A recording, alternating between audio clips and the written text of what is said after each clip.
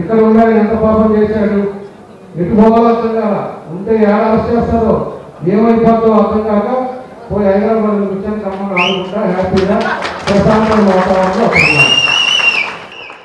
ఏ పార్టీకి పోదామని అర్థం కాక లాస్ట్కి ఏదో గొడుగు కింద ఉండాలి కాబట్టి ఒక పార్టీలోకి పోయాడు. ఆ పార్టీలో పెట్టుకొని ఒక్కో రీల్ వేస్తుంటాడు. 10 రోజుల్లో నాకు ఎమ్మెల్సీ వస్తుంది, 10 రోజులు అయిపోయిన తర్వాత నాకు మంత్రి అయిపోతున్నా. ఆ తర్వాత 10 రోజులకేమో నేను మళ్ళీ పార్టీలో 4 జిల్లాలకు హెడ్ అవుతున్నా.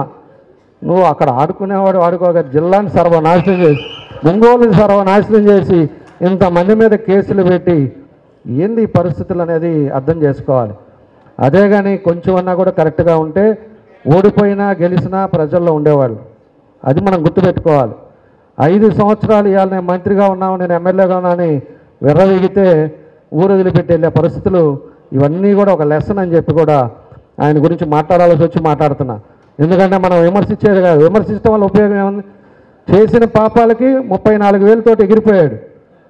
కాబట్టి ఆయన ఎందుకు రాలేకపోతున్నాడు అనేది ఆయన చేసిన తప్పులు, ఆయన చేసిన పనులు, ఆయన చేసిన దానివల్ల మహిళలను కొట్టించాడు. మన సీనియర్లు మనవాళ్ళు 2-3 మహిళలను కొట్టించావు, మళ్ళా మనవాళ్ళ మీద కేసులు పెట్టించావు.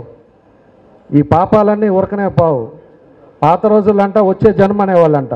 ఇప్పుడు ఏంటంటే పాపం చేస్తే ఈ జన్మలోనే అనుభవించిపోవాల్సిందే.